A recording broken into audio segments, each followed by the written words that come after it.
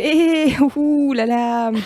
Et bonsoir Internet. On est en direct, ça y est, sur Facebook. On a juste 15 minutes de retard, j'ai envie de dire vraiment que nenni. Écoute, la vie parisienne fait qu'on est toujours pressé, qu'on a toujours des horaires à tenir et tout ça. On a aussi le droit, d'accord, d'être relax.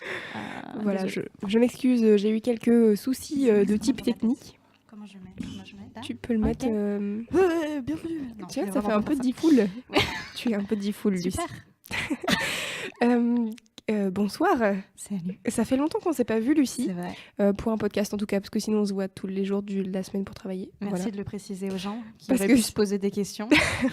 Quelle est la réalité des locaux de Mademoiselle? Quelle est la nature de leur relation? Chut, dis-moi, s'il te plaît.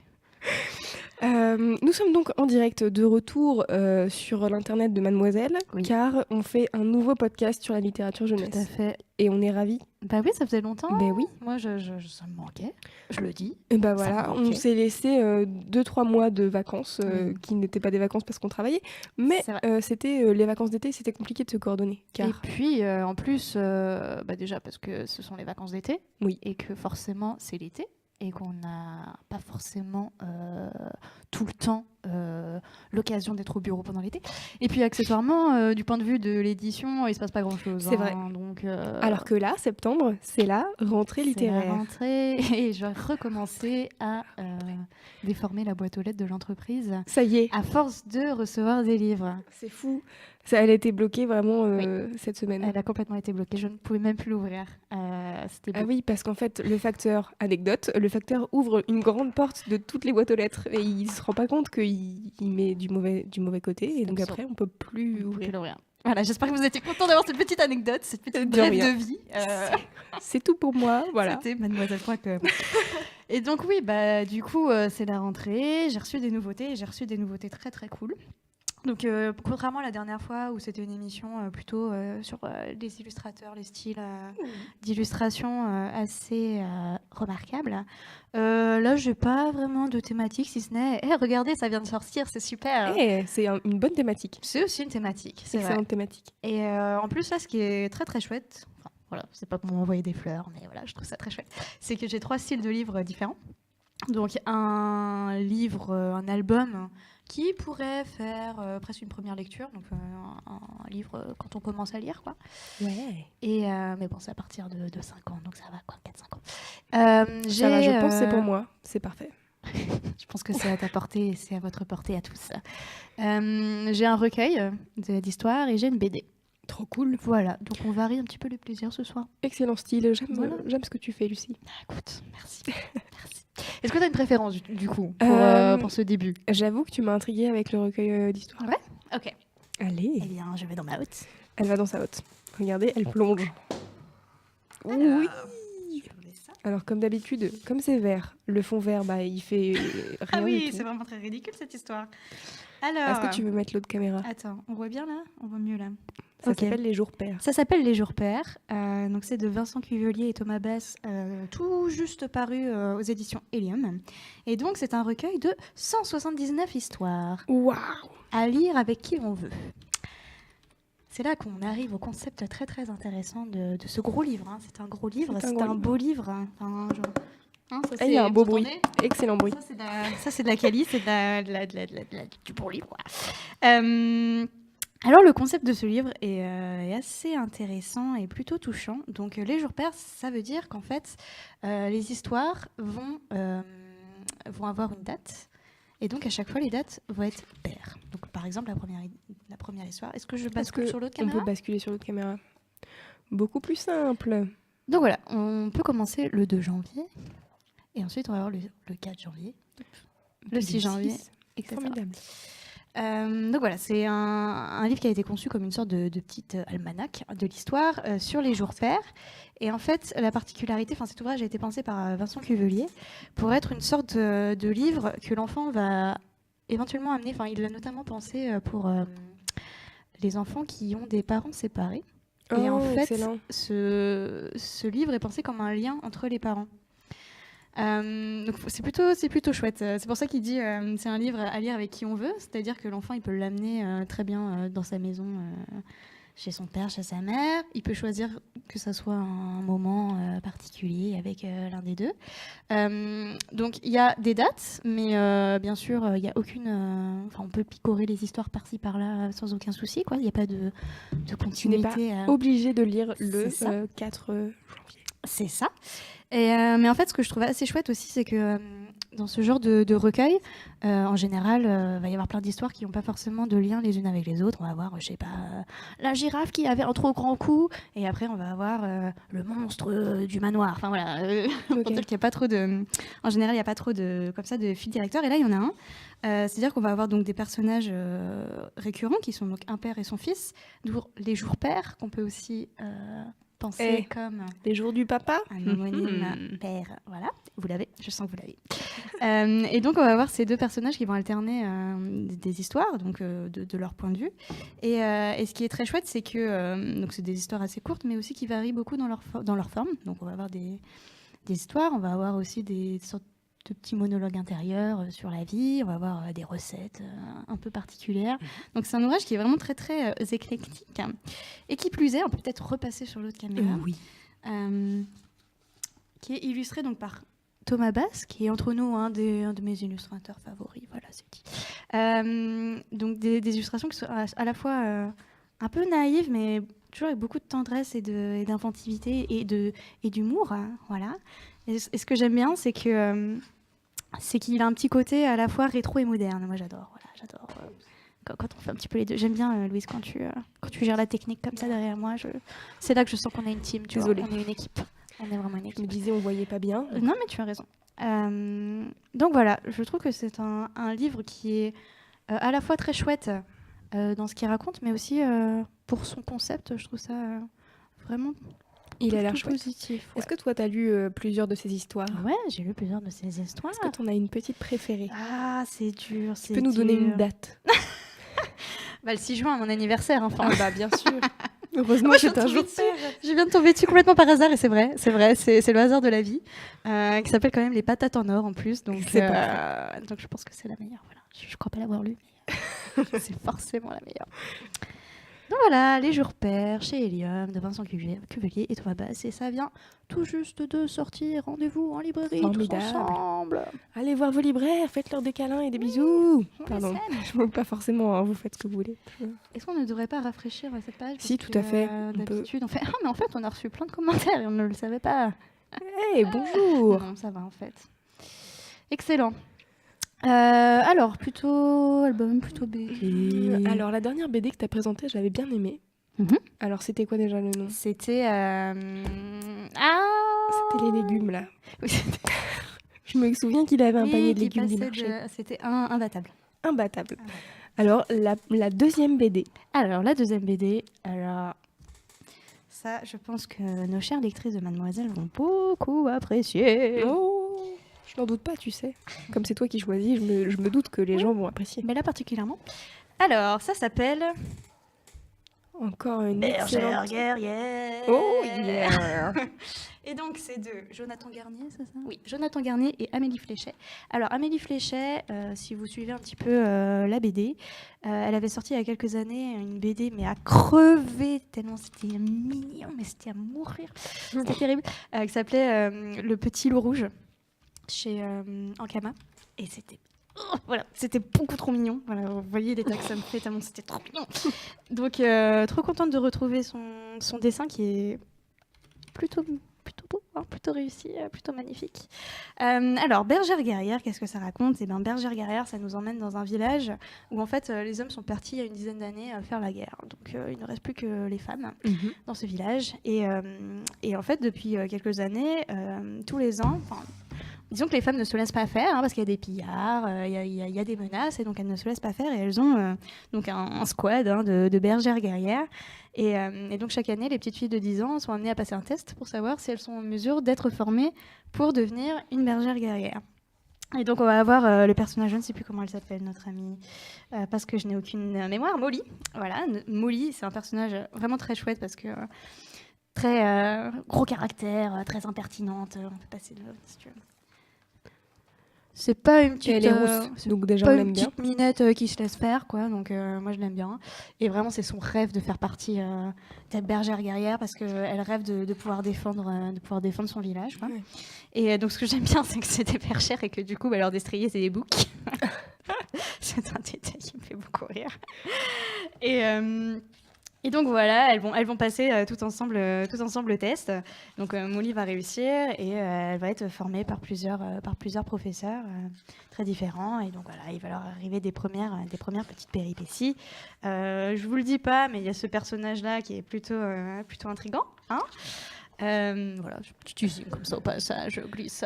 Oh Vous en là faites là. ce que vous voulez, hein, entre nous. Et donc ouais, c'est une super histoire. Donc non seulement dans ce que ça raconte, enfin, voilà, c'est très positif. C'est des petites nanas qui se laissent pas faire, mais en même temps, elles sont pas toutes. Enfin, Molly, très clairement, c'est la forte tête, elle a peur de rien, elle y va, elle fonce dans le tas, tel un bélier, elle fonce dans le mur, quoi. Mais on en a d'autres qui sont un petit peu moins à l'aise. Et je trouve ça assez sympa qu'elles soient pas toutes comme des dingues. Enfin, je trouve ça assez humain dans le traitement, quoi. En plus elles ont toutes leurs particularités. T'en as qui sont fortes pour le corps à corps, t'en as qui sont fortes pour le tir à l'arc et tout, mais voilà, je trouve ça marrant. Alors là, oui, c'est bon. T'inquiète, j'ai eu un petit temps. Et qu'est-ce que je disais? Je ne sais Elles plus. sont Oui, fortes pour le corps à elles sont corps. fortes, voilà. Et voilà. Et quand il s'agit quand même d'aller dans la forêt la nuit, dans la brume, bah, on est là, mais on flippe un peu. Donc voilà, Ouais. j'aime bien. Donc ouais, le traitement est sympa, l'esprit est cool aussi, de petites nanas qui se laissent pas faire. Les aventures sont plutôt chouettes. Donc ouais, bonne petite BD. Et le dessin est vraiment très Et beau. le dessin est magnifique. Tout à l'heure, je le montrais à notre chère Léa Castor, hein, notre illustratrice graphiste interne, et elle était, mais qu'est-ce qu'elle est forte pour le traitement des couleurs et tout. Et bon, bah là, forcément, on est sur fond vert, donc c'est dégueulasse, c'est transparent. Voilà, Mais pardon. cette couve est vraiment très très réussie, et c'est vrai qu'elle elle a une harmonie de couleurs qui est assez folle, quoi, que ce soit dans les tons chauds ou les tons plutôt froids. Regardez, c'est magnifique, quoi. Ouais, sauf que vous voyez pas parce qu'on est sur fond vert, donc forcément je vous c'est vert. montre en plus des pages vertes parce qu'on est vraiment dans l'intelligence la plus totale. Promis, un jour je vais trouver un moyen de faire un beau truc pour présenter les livres parce que là c'est vraiment, je suis triste que vous pouvez, que vous ne pouviez pas voir à quel point c'est joli. C'est dur l'addiction Voilà. à 21h30. Hein. C'est compliqué et en plus je suis enrhumée de rien. N'hésitez pas à soutenir Louise dans ce Au moment 8-12-12. difficile qu'elle traverse. Et il y a quelqu'un qui dit, quand tu trouves un truc mignon, on dirait que ça t'énerve. C'est vrai que c'est presque violent ce qui se passe en moi. Et je sais pas, ça me fait un petit peu péter un câble. Donc voilà. Ah oui, c'est un peu, tu sais, c'est un peu le personnage de Moi Moche et Méchant qui fait It's so fluffy. Mais, exactement. Vous me verriez sur Instagram en train de scroller toutes les vidéos des animaux. Je regarde. J'en dis un peu trop. Les animaux mignons. Les corgis. Donc Bergère guerrière, super BD. Alors je sais pas si je peux dire que c'est féminisme, mais en tout cas une veine un petit peu girls power cool. Et en plus, ce sont des bergères sur des books, quoi. C'est génial. Ouais, voilà. c'est vrai que les books sont très beaux. On adore. Et ben on va finir sur un album. Oh là là. Alors là, tu vas voir, cher Nadou. D'ailleurs, je pense que c'est toi que j'ai rencontré à Avignon. Peut-être, je ne sais pas. Je vais sans doute péter un câble parce qu'en termes de mignon. Ok. Est-ce que je vais crier aussi?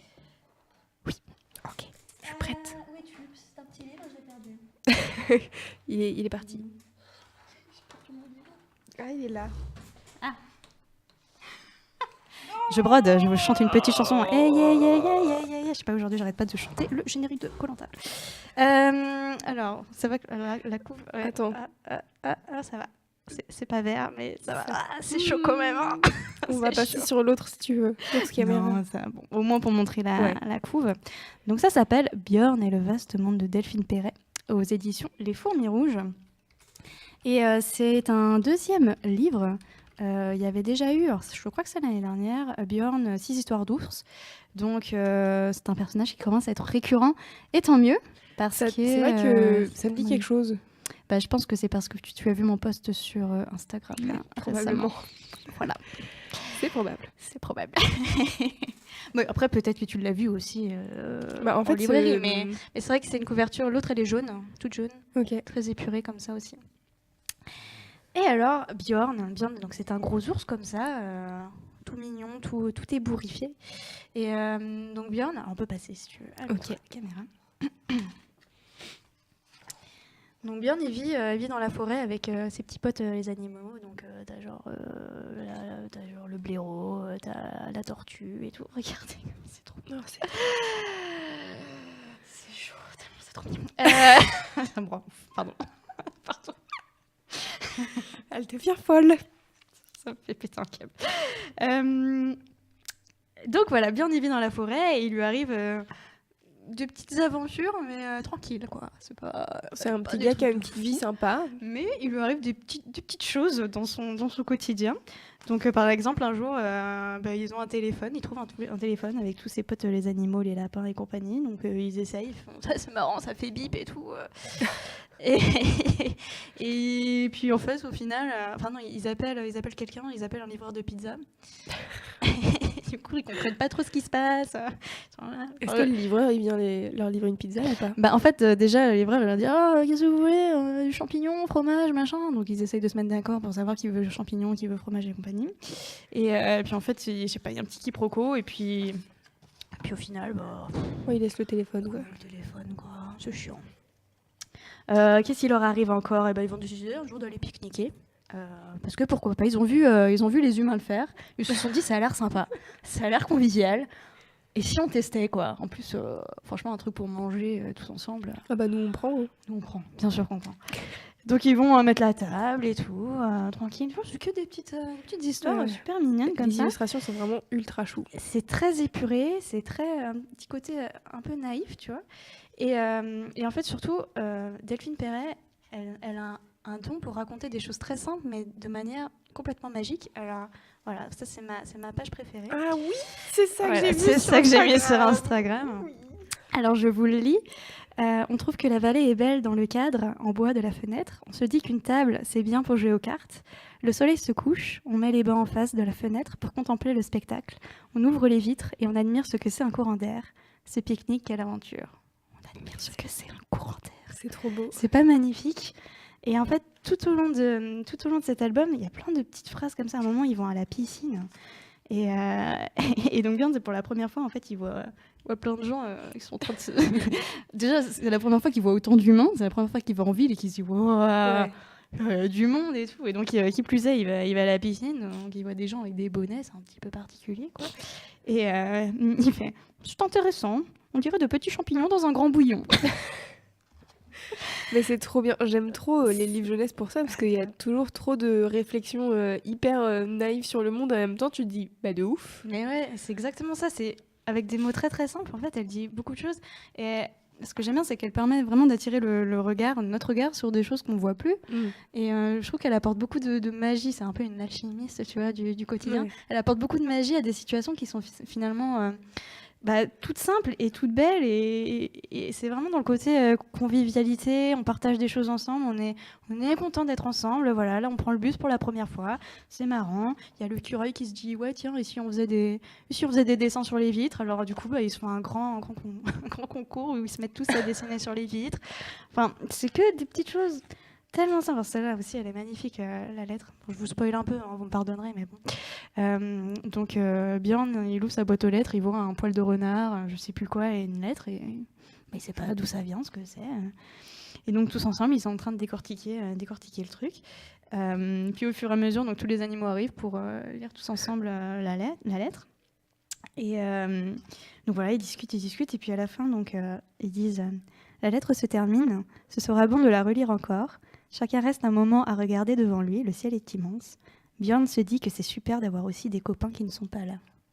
Oh mais trop chou. Oh là là, c'est chou. En fait, j'ai eu tellement de violence à cause de cette mignonnerie que maintenant je suis... I give up, tu vois, j'abandonne, j'ai trop donné dans l'amour de cet album, quoi. Et donc c'est plein de petites histoires. Il y en a, je pense, 5 ou 6, très très courtes. Donc pour une première lecture, en plus c'est la rentrée, donc on a plein de petits apprentis lecteurs qui arrivent. Donc pour une première lecture, c'est cool parce que c'est très simple en fait. C'est très naïf, c'est des phrases très simples mais qui disent beaucoup de belles choses. Et en fait, ce que j'aime bien, que ce soit avec ce livre ou avec le premier, Les Jours Pairs, que je vous ai montré tout à l'heure, c'est que c'est typiquement pour moi le genre de livre où on est dans le partage entre l'adulte et l'enfant. Donc les jours pairs, on est dans le partage du parent qui va raconter. Et donc voilà, c'est un vrai. L'objet livre fait le lien entre l'adulte et l'enfant. Là, c'est pareil, mais plus dans le côté l'enfant va voir sa petite histoire et tout, mais l'adulte qui est derrière, il va lire. On contemple ce que c'est un courant d'air et va se dire waouh. Ouais. L'enfant il va dire ouais un courant d'air quoi, ça va, on va choper un rhume, laissez-moi tranquille quoi. Donc ouais, c'est typiquement, enfin moi c'est les livres jeunesse que je préfère, c'est ceux où en fait tu peux avoir une lecture différente, que tu sois, enfin pour moi c'est là la réussite de l'album, quand tu arrives à avoir une lecture différente, que tu sois adulte ou que tu sois enfant. C'est pour ça qu'il faut lire de la littérature jeunesse quand on est adulte, n'est-ce pas? N'hésitez pas, c'est pas du tout l'ambition de ce podcast de vous faire acheter des livres de littérature jeunesse. Donc voilà, Beyond, je dirais que c'est un petit guide du bonheur accessible, voilà, pour juste un petit peu ouvrir les yeux sur le monde qui nous entoure et le regarder d'une autre manière et se rendre compte que en fait, pas besoin d'aller chercher très très loin pour voir de belles choses et pour qu'elles nous procurent du bonheur. Soyez heureux, s'il vous plaît. C'est beau ce qu'elle dit. Oh là là. Voilà. Elle est douée. Voilà. Elle est forte. Hein. J'espère qu'elle vous donne envie de lire des livres parce que moi, oui. Oui. Je finirai quand même juste, je l'ai pas. J'en ai parlé sur Mademoiselle il y a pas longtemps. J'ai aussi lu un excellent roman jeunesse qui s'appelle L'effet Mathilda. Donc j'en ai fait un article il y a pas très très longtemps et je ne l'ai pas parce que je l'ai prêté, parce que les bons livres, ça se prête. Et donc L'effet Mathilda, c'est un livre jeunesse, un roman jeunesse, donc pour 8-12 ans quoi. Et ça raconte l'histoire donc de Mathilda, qui est une petite inventeuse en herbe, une petite scientifique en herbe. Elle a 10 ans, je crois. Et elle invente tout un tas de machines trop cool, notamment elle a inventé la main merveilleuse, mécanique, enfin bref. Et donc Mathilda participe à un concours de sciences, d'invention. Et en fait, c'est clairement la meilleure de tous les inventeurs, tous les jeunes inventeurs qui sont là. Mais en fait, elle ne reçoit pas le premier prix parce que le jury pense qu'elle n'a pas pu construire toute seule son invention.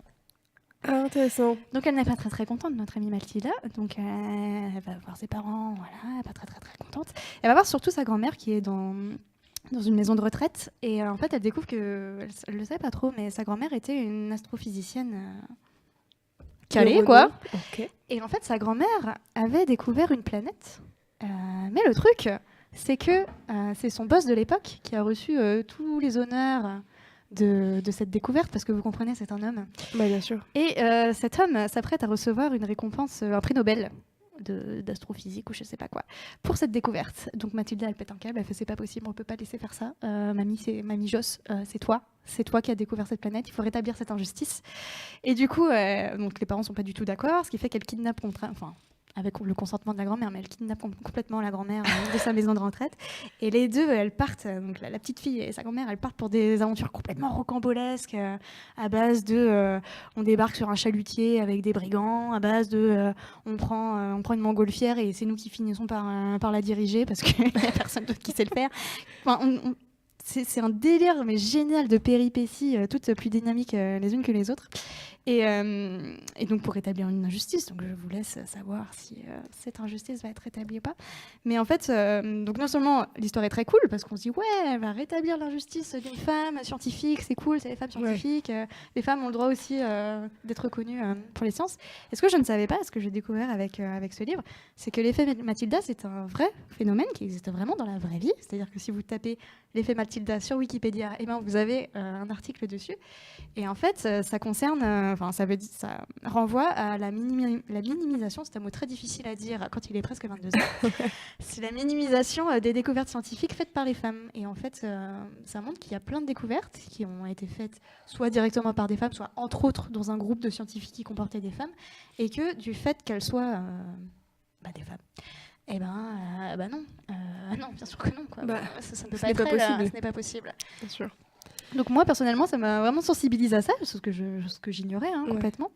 Et ce qui est cool, c'est que donc, le roman est assez pédagogique par rapport à ça, parce que donc, non seulement Mathilda, elle raconte toutes ces inventeuses qu'elle aime bien au début du roman, et à la fin, on a un petit dossier sur les inventeuses trop bien. qui ont fait des chouettes découvertes. Quoi. Cool. Et je trouve ça d'autant plus cool que c'est un roman qui, je pense, peut être très encourageant pour les petites filles qui sont fortes en sciences. Et voilà, on sait très bien que les garçons, c'est les sciences et les filles, c'est les lettres. Hein, bah non. Bien sûr. Bah non. Ça vient un peu casser les codes par rapport à ça. Ouais. Donc je trouve ça très très cool. C'est aussi un de mes gros coups de cœur de cette rentrée. Et ça, c'est un premier roman? Alors je ne sais pas, je connais pas l'auteur. Ok. Je sais même plus, c'est Elle Irving ou je sais pas quoi, chez Castlemore. Je connaissais pas l'auteur avant, j'avoue que je me suis pas renseignée. Voilà, j'ai mal fait mon travail, dites-le. Non, mais pas du tout. Vraiment, personne ne dit ça, car tu donnes très envie de lire ce livre, donc quelque part, j'ai envie de dire, ça va alors. c'est que tu fais bien ton travail. Et ma question, c'est aussi, à partir de quel âge? Après, en fait, les romans pour enfants, c'est un petit peu en fonction de l'enfant, parce que tout le monde n'a pas les mêmes niveaux de lecture, mais on part du principe que les romans jeunesse, c'est généralement 8-12 ans. Donc 8 ans, c'est peut-être un peu... Enfin, ça dépend. En fait, si à 8 ans, votre petite sœur ou petit frère a déjà lu Le Seigneur des Anneaux... Je dis ça et ça m'est arrivé quand je travaillais en librairie à Versailles, un enfant de 8 ans qui avait lu tous Les Seigneurs des Anneaux. Pardon. Ok. Ça arrive. Ouais, moi je dis... 9 ans, ça me semble bien. CM1, ça me semble bien. Parfait. Ne serait-ce que pour être sensible... à cette thématique, c'est vraiment cool. Mais il faut pas hésiter non plus à l'offrir aux petits garçons. Mais je pense que ça sera d'autant plus cool de l'offrir à une petite fille, que ce soit la petite sœur, nièce, cousine, enfant de quelqu'un que vous connaissez. Voilà, propager la bonne parole. On aime bien faire ça. J'espère que vous aimez bien faire ça. Je suis désolée, je suis très enrhumée, donc j'ai vraiment une voix, tu sais, des cavernes. Mais... Ouais, mais en général, c'est sympa parce que c'est assez sexy, tu vois. Ça fait une petite voix rauque. Là. Ah ouais, j'ai pas trop l'impression. Moi, j'ai l'impression juste Louis, qu'on entend ma morve qui est juste là. Non, ça va, tu renifles pas trop dans le micro, donc ça va. Bon, ça va alors. Et moi, j'étais dans le casque. Donc, ça serait particulièrement douloureux si c'était le cas, tu vois. Est-ce que c'était ta dernière recommandation? Oui. Oh, mais la bonne nouvelle, c'est qu'on a calé d'autres dates pour les lives de Un pipi, une histoire et au lit. Normalement, on a décidé que c'était le 2e lundi du mois. Ouais. Mais on ne va pas se faire de faux espoirs. Je ne vais pas vous annoncer de prochaines dates, juste vous dire qu'il y en aura un bientôt, le mois prochain, en octobre. On va au moins essayer d'en faire un par mois. Voilà. Ça, c'est l'objectif. Ça, c'est l'objectif. Sûr. Et j'ai hâte d'être au mois d'octobre parce qu'il y a un album qui sort en octobre. Donc franchement, il serait sorti là, je vous en aurais parlé, mais coup de cœur infini. Oh là là là là, on va pleurer les gars. Regardez, elle fait du teasing. Oh là là. Oui, j'aime bien. Elle est douée, hein. C'est son travail, non? Oui.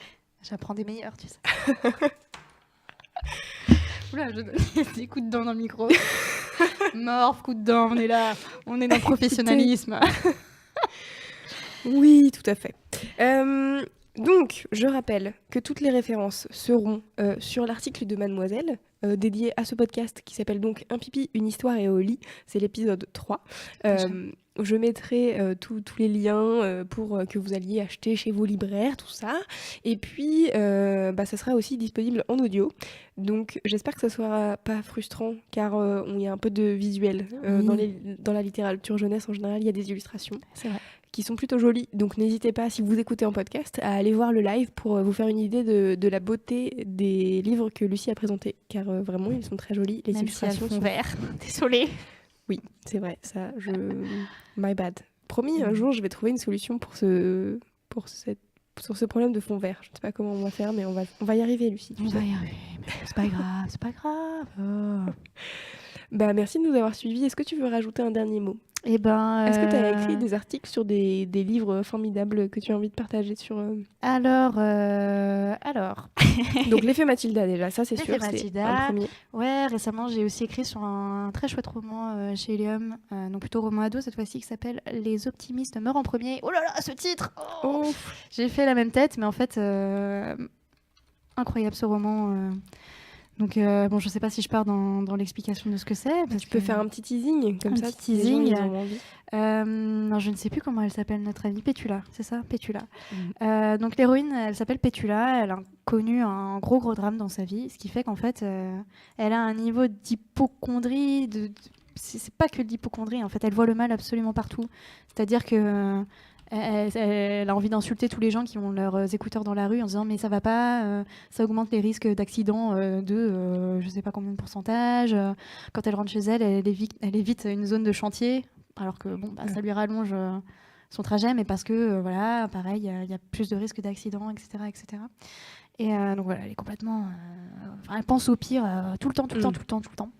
Et donc bien sûr, elle va faire une rencontre qui va un petit peu la bouleverser, quoi, lui faire changer sa manière de regarder les choses. Et ouais, en fait, c'est un roman qui est particulièrement touchant à notre époque actuelle où je prends souvent cet exemple, mais moi aujourd'hui, je peux plus m'empêcher quand je vais à un concert de penser au fait qu'il puisse y avoir un attentat ou ce genre de choses. Et en fait, ce roman vient parler de ça, de ces sujets, du fait que bah ouais, on imagine le pire, mais en fait, on va pas s'arrêter de vivre pour longtemps.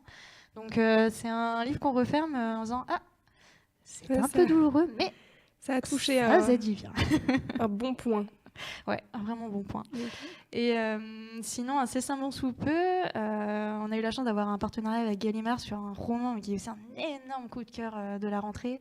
Donc l'article sera le 21 septembre, donc soyez un petit peu patients. Mais c'est sur le nouveau roman d'Anne-Laure Bondou, que vous connaissez peut-être si vous lisez un peu de littérature jeunesse, qui a fait Les larmes de l'assassin et Tant que nous sommes vivants. Et son nouveau roman est incroyable sur... donc en fait, c'est une mère et sa fille qui vont... le temps d'une nuit, en fait, la mère va raconter à sa fille son secret de famille. Donc, c'est vraiment, en termes de temporalité, ça commence de la soirée jusqu'au petit matin. Ça me dit quelque chose, il me semble que tu l'as déjà... J'en ai parlé aussi sur Instagram. Voilà. Ah, écoutez, n'hésitez pas à suivre Lucie sur Instagram, car elle a des très bons conseils de lecture et elle pourra vous en donner autre que juste une fois par mois sur Mademoiselle. N'hésitez pas, sachant qu'elle parle aussi de littérature sur Mademoiselle. N'hésitez pas à lire ses articles. Excellente personne à suivre pour tout ce qui est conseil littérature. Personnellement, je t'ai vu parler des optimistes, Les optimistes meurent en premier, donc qui est un roman de Suzine Nielsen, si je prononce bien. Et du coup, t'en as parlé sur Instagram, et moi j'étais dans ma bibliothèque et j'ai fait alors, qu'est-ce qu'ils ont de cette personne? Et j'ai lu 2 de ses romans, voilà. C'était très bien. C'est une auteure qui est très appréciée. Ouais, c'est vraiment très cool et ça se lit hyper vite et c'est... Enfin, je trouve que les personnages des enfants sont hyper bien faits et hyper charismatiques. Enfin, je l'ai vraiment beaucoup aimé. C'est quoi le titre avec George Clooney qui est assez marrant? Tu veux bien Please, George Clooney épouse ma mère ou un truc comme ça. Je l'ai pas lu celui-là. C'est un peu pété. Non, c'est vraiment très très cool. C'est une chouette auteure, quoi. Donc voilà, excellent. Les optimismes en premier. Bientôt, l'aube sera grandiose. Rien que ce titre. Ouais. L'aube sera grandiose. Énorme, incroyable. Enfin, ça a été une grosse claque. C'est le genre de livre où, si vous êtes dans une période, je sais pas, j'arrive pas trop à lire. Prenez L'aube sera grandiose et vous allez voir. C'est très dur de lâcher. On a très très envie d'avancer dans cette histoire, de savoir.